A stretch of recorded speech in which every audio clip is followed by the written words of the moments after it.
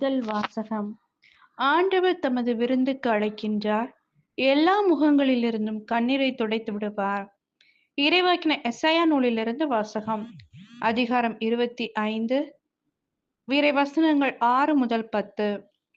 படைகளின் ஆண்டவர் இந்த மலையில் மக்களினங்கள் அனைவருக்கும் சிறந்ததொரு விருந்தை ஏற்பாடு செய்வார். அதில் சுவைமிக்க பண்டங்களும் பலரச பானமும் கொழுப்பான இறைச்சி துண்டுகளும் வடுகட்டி பக்குவப்படுத்திய திராட்சை ரசமும் பரிமாறப்படும். மக்களினங்கள் அனைவரின் முகத்தை மூடியுள்ள முக்காட்டை இந்த மலையில் அவர் அகற்றி விடுவார். பிற இனத்தார் அனைவரின் துன்பத் துகிலை தூக்கி எறிவார். என்றுமே இல்லாதவாறு சாவை ஒழித்து விடுவார். என் தலைவராகிய ஆண்டவர் எல்லா முகங்களிலிருந்தும் கண்ணீரை துடைத்து விடுவார். தம் மக்களுக்கு ஏற்பட்ட நிந்தையை இம்மண்ணுலகில் அகற்றி விடுவார். ஏனெனில் ஆண்டவரே உரைத்தார். அந்நாளில் அவர்கள் சொல்வார்கள், இவரே நம் கடவுள், இவருக்கென்றே நாம் காத்திருந்தோம், இவர் நம்மை விடுவிப்பார். இவரே ஆண்டவர், இவருக்காகவே நாம் காத்திருந்தோம், இவர் தரும் மீட்பில் நாம் மகிழ்ந்து அக்களிப்போம். ஆண்டவரின் ஆற்றல் இம்மலையில் தங்கியிருக்கும். இது ஆண்டவரின் அருள்வாக்கு. இறைவா உமக்கு நன்றி. நற்செய்தி வாசகம். இயேசு பலரை குணமாக்குகிறார். அப்பம் பழகச் செய்தார். மத்தேயு எழுதிய தூய நற்செய்தியிலிருந்து வாசகம்.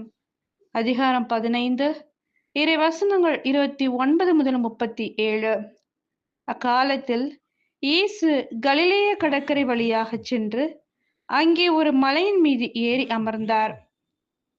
அப்பொழுது பெருந்திரளான மக்கள் அவரிடம் வந்தனர்.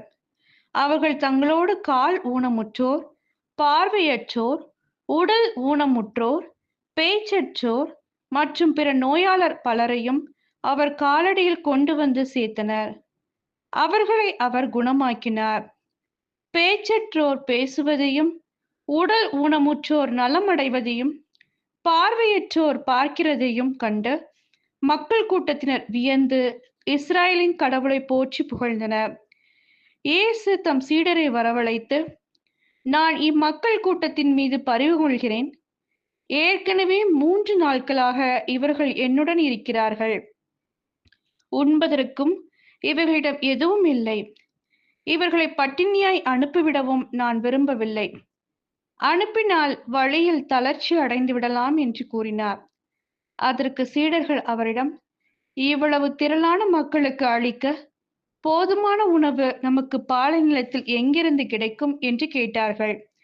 இயேசு அவர்களை பார்த்து, உங்களிடம் எத்தனை அப்பங்கள் உள்ளன என்று கேட்டார். அவர்கள் 7 அப்பங்கள் என்றார். சில மீன்களும் இருக்கின்றன என்றார்கள். தரையில் அமருமாறு மக்களுக்கு அவர் கட்டளையிட்டார். பின்பு அந்த 7 அப்பங்களையும் மீன்களையும் எடுத்து கடவுளுக்கு நன்றி செலுத்தி பிட்டு சீடர்களிடம் கொடுக்க, அவர்களும் மக்களுக்கு கொடுத்தார்கள். அனைவரும் வயிறார உண்டனர். மீதியாய் இருந்த துண்டுகளை 7 கூடைகள் நிறைய எடுத்தனர்.